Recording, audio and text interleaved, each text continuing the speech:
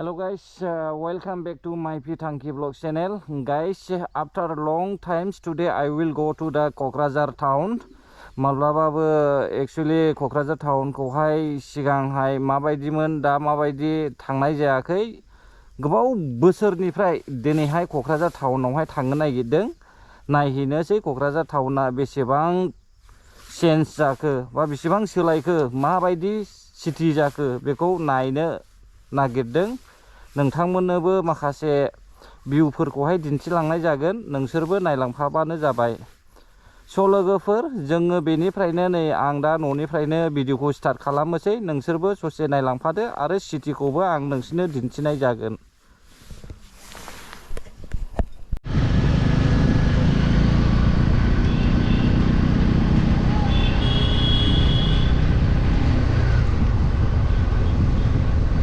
Kokrajhar town मोनफैबाय guys finally हम Kokrajhar town पहुंच गया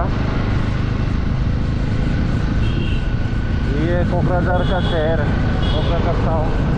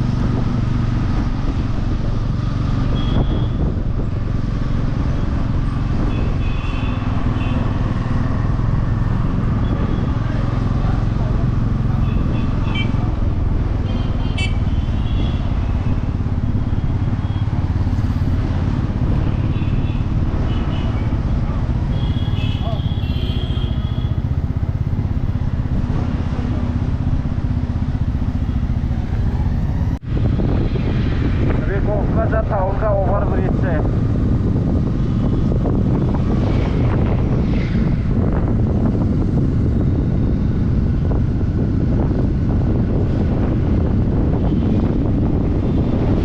बेनो जाहैबाय टाउननि ओवरब्रिज गाहायथिं ट्रेन खारो नीचे ट्रेन चलता है दोस्तों ये ओवरब्रिज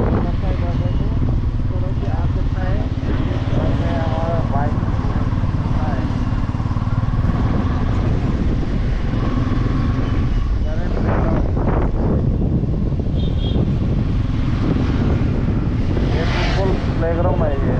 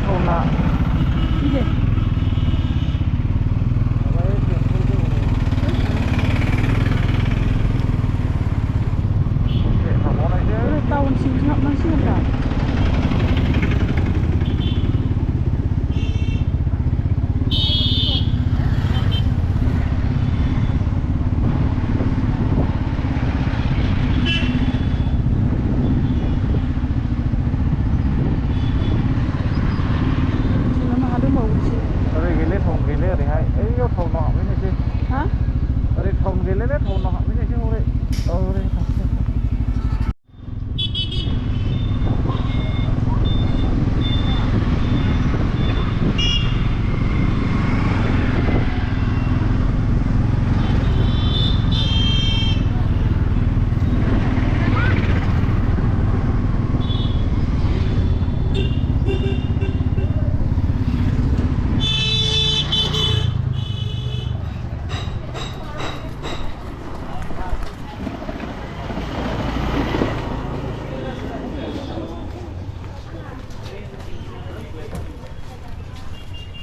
क'क्राझार टाउन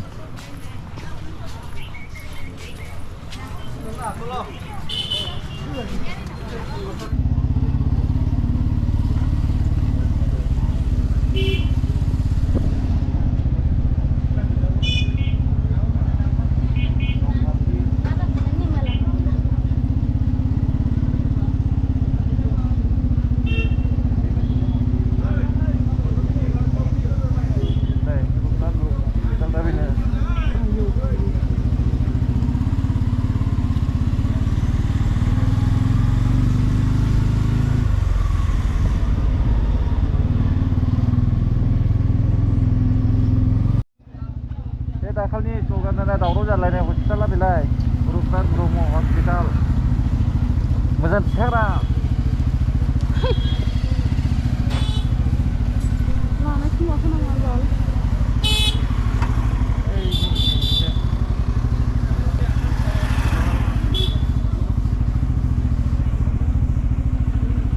ओरै गेलेलै लामाया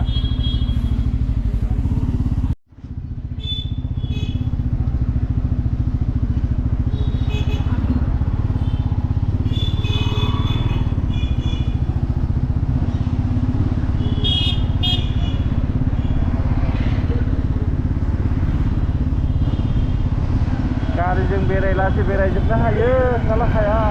क'क्राझार टाउन होननानै नायना लादो 20 बोसोरनि उनावसो क'क्राझार टाउन नुफैलायबाय बिराद सोलायबाय माथो बिराद गिदिर जाबायथ'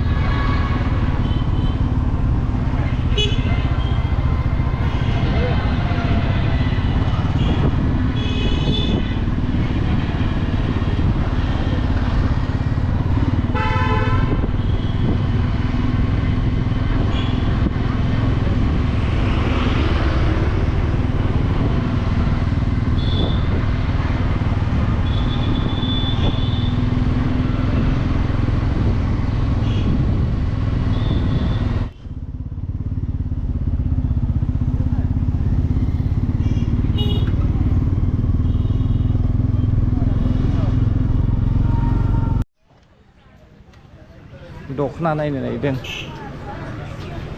नायदो नायदो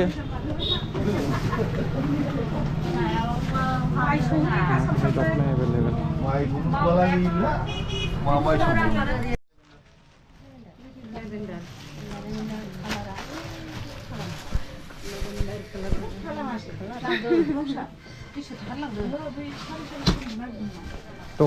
दखनानि नामफ्रानो लेभेन्डारनो मानो दंलायो दा माथो औ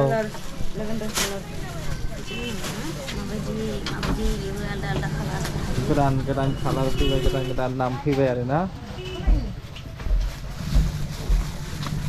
मोजां मोनदों खौ नायदों नै दखनाया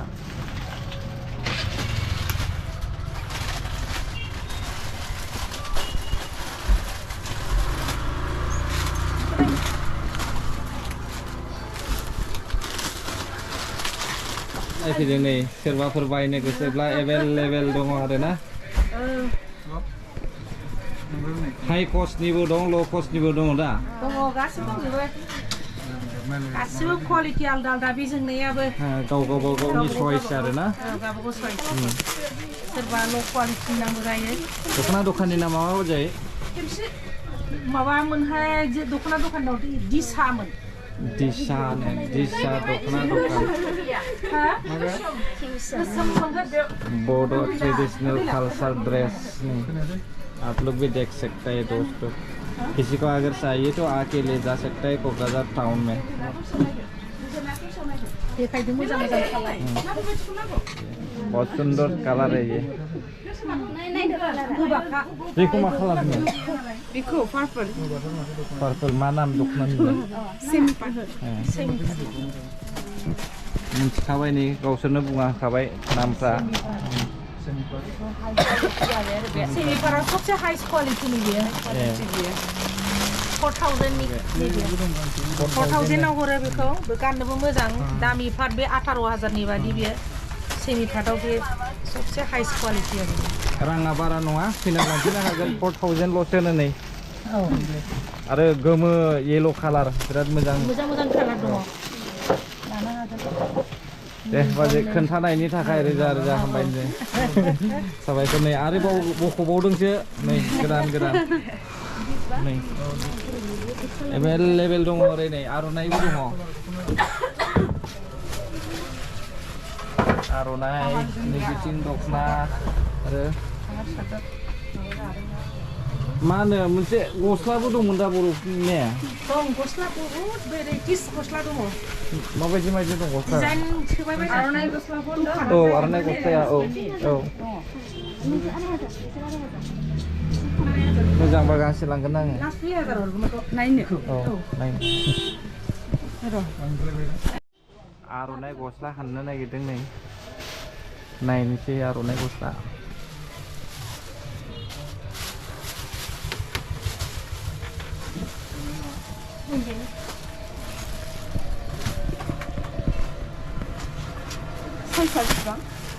साइजआथ' 44 गानो 44 औ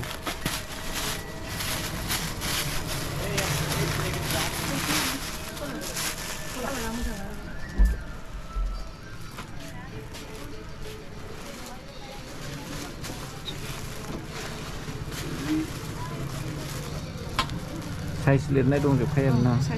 नै बेबायदि डिजाइनखौ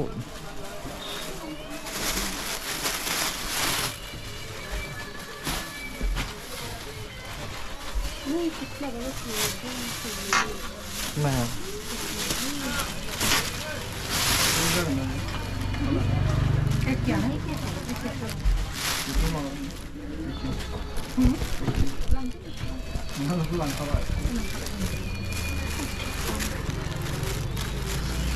nomor menarik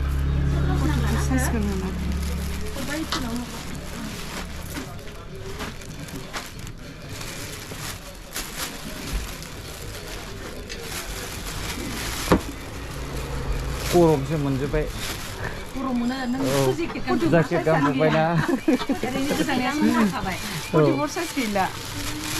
44 साइज गैला फिसा जागोन ना दस्राया औ नैबे 38 बे 38 औ बे थोगोनबो नामासै बे थोगोन बियो जोमनाय नांगोन दा ने जोमनाय जायो दा गाननाय जागोन दा हा माबायदि हरो कटननि नामा माबायदि दख'ना नामा समाजि जानाय सेट नामा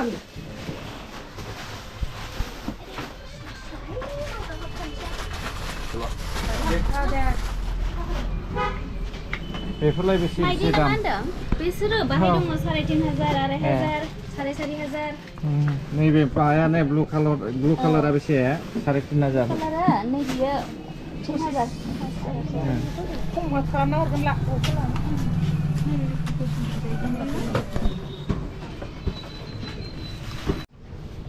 खौ लाबाय दा बेखौ लाबायनो नै आरो नैबे दख'ना गांसे ओमफ्राय साद्रि गांसे औ नायनानै लादो आरोना औ नायनानै लादो गस्ला लानो नागिरदोंमोन गस्लाया दा नै थोआ आरो सफैयाखै औ नाम्बारा मिलाया नाम्बार मिलायाखै बाजैनि दखानाव सोरबाथ' सिनायखायो जानो हागौ भिडिअनि गेजेरजोंहाय जों नैबेयावहाय फैनाय नामै लाबाय आरो हामबायसै बाजै दे थेंक इउ एसे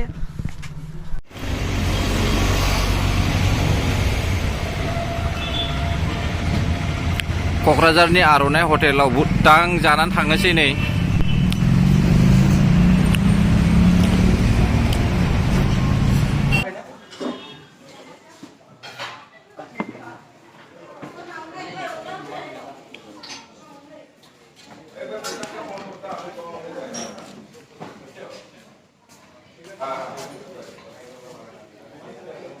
क'क्राझारनि आइ हटेल